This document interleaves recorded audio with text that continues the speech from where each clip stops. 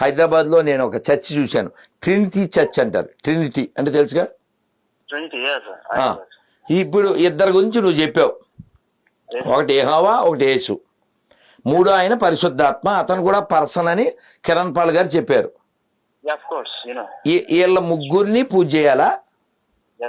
ముగ్గురు అంటే ఇప్పుడు ఇంకో విషయం, ఆరాధనకు యోగ్యుడైనటువంటి ఆయన ఎవరంటే తండ్రి అయిన దేవుడు. ఎవరతను? యెహోవా దేవుడు.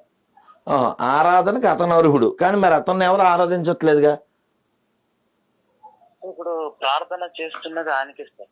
కాదు నాన్న, విషయం చెప్తాను మీరు. కాదని ఇప్పుడు ఏ చర్చిలో అయినా యెహోవాని ప్రార్థన చేస్తున్నారా యేసునా? నువ్వే చెప్పావు. నీ మాటకి నీదే పోల్చట్లేదు కదా నాన్న. ఒక్క విషయం చెప్తాను సార్, మీరు జాగ్రత్తగా వినండి. ఒక స్కూల్లో ఒక పిల్లాడు తప్పు చేశాడని అందరిని కొడతాడా, టీచర్ ఒక్కనే కొడతాడా? ఇప్పుడు దానికి దీనికి ఏంటి సంబంధం? నేను చెప్పేది జాగ్రత్తగా ఆలోచించండి. 10 మంది విద్యార్థులలో ఒక అబ్బాయి తప్పు చేశాడు, దొంగతనం చేశాడు. దొంగతనం చేసిన వాడిని శిక్షించాలా, దొంగతనం చేయని వాడిని శిక్షించాలా? చేసిన వాడిని శిక్షించాలి. అసలు బైబిల్ వ్యతిరేకించేదే అందుకు కదా మనం. బైబిల్ పనికిమాల, ఇప్పుడు నీ పాయింట్కి వద్దాం. బైబిల్ పనికిమాలిందని నేను ఎందుకంటున్నా అంటే, పండు ఎవరు తిన్నారు? పండు హవ్వ ఆదం తిన్నారు. శిక్ష ఎవరికి? ఆదం హవ్వలకి. నువ్వు చెప్పిన ప్రకారం అయితే వాళ్ళిద్దరికి వేయాలి, కానీ ఊళ్ళో వాళ్ళందరికి వేసాడు ఏడు బుర్రతక్కువడు. ఇప్పుడు ఆ స్త్రీలకి ఇప్పుడు నువ్వెవరు నాన్న, నువ్వెవరు అని అడిగాను, నువ్వేం చెప్తావు? నేను మనిషిని. నువ్వు మనిషివి, ఓకేనా? నేను మనిషిని, ఓకేనా? మన సృష్టించింది ఎవరంటే దేవుడు అని అంటాం. ఆ దేవుడిని ఏ పేరుతో పిలవాలి? యెహోవా. అది నీ భావన. ముస్లింలు అడిగితే ఏమని పిలుస్తారు? అల్లాహ్. మేమేమో రాముడు, కృష్ణుడు, అమ్మవారు చాలా పేర్లతో పిలుస్తాం.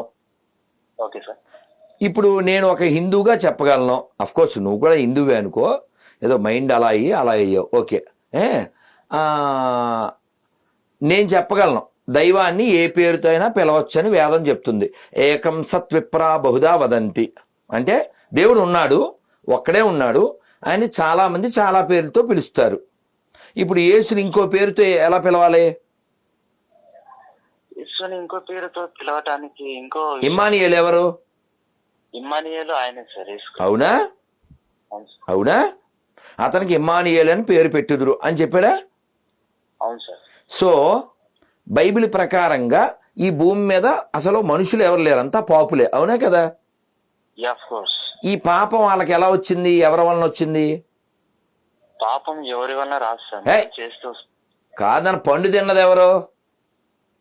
పండు తిన్నది ఆదం హవ్వలు సార్. మరి శిక్ష ఎవరికి పడింది? శిక్ష వాళ్ళిద్దరు పడింది కదా సార్. వాళ్ళిద్దరు కూడా కాదు, ఊళ్ళో వాళ్ళందరూ పాపులు అయిపోయారు కదా. అంటే అది శిక్షనా సార్? పాపం అవటం శిక్షణ? శిక్ష ఏంటి అది చెప్పండి మీకు. కాదు, పాపులు అనడానికి నువ్వెవడవే? అంటే నువ్వంటే నువ్వు కాదు నేనేది. పాపిని అనడానికి గల కారణం ఏంటంటే అసలు అది కాదని నువ్వెవడంట. నువ్వంటే నేను నిన్నంటలేదు. ఇప్పుడు మనకి ఉపనిషత్తు ఏం చెప్పిందంటే అమృతస్య పుత్ర అని చెప్పింది. స్వామి వివేకానంద అమృతస్య పుత్ర. మనం అమృతపుత్రులం, మనం మృత శరీరాలం కాదు, మనం గొప్ప కార్యాలు సాధించాలని పుట్టాం. ఇప్పుడు బైబిల్ని ఎందుకు వ్యతిరేకిస్తున్నాను నీకు విషయంలో ఒక మాటలో చెప్తాను.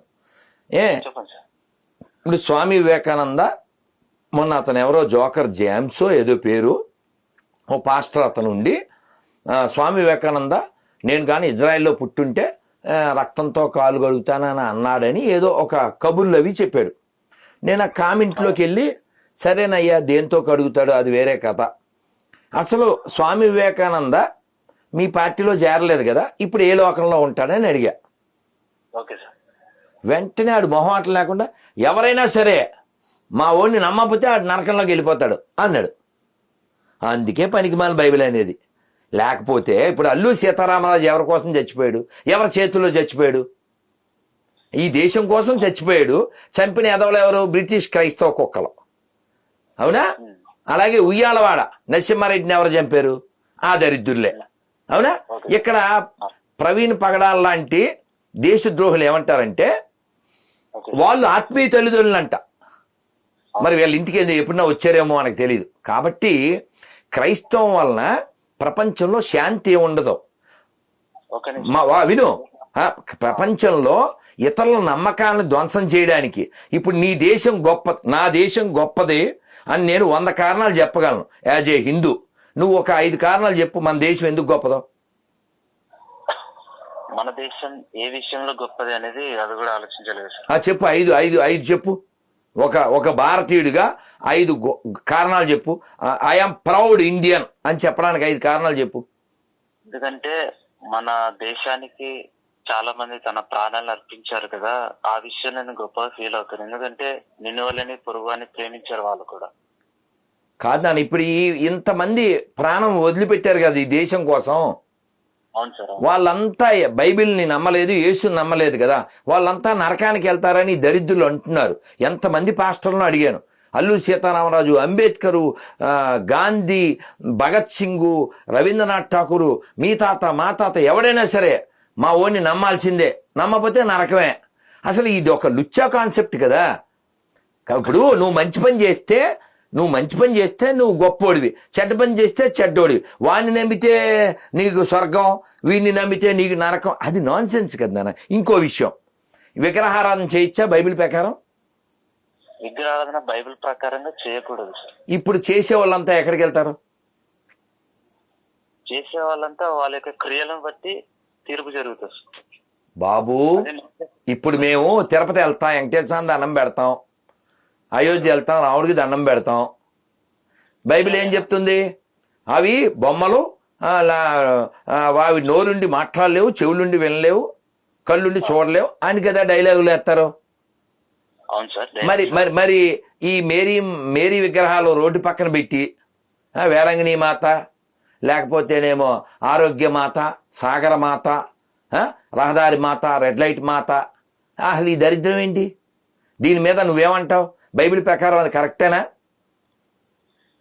బైబిల్ ప్రకారం మేరీ విగ్రహాలు పెట్టడం, మళ్ళీ చీరలు కట్టడం, మళ్ళీ ధ్వజస్తంభం పెట్టడం, అగరబత్తులు, కొబ్బరికాయలు, గుండు కొట్టుకోవడం, కాపీ పేస్టు, క్రైస్తవం వేస్ట్.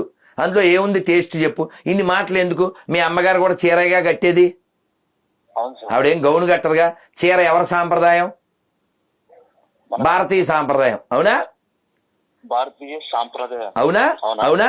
మరి బైబిల్ ప్రకారం గౌన్లు వేసుకోవాలి, అంతే కదా? అవునా?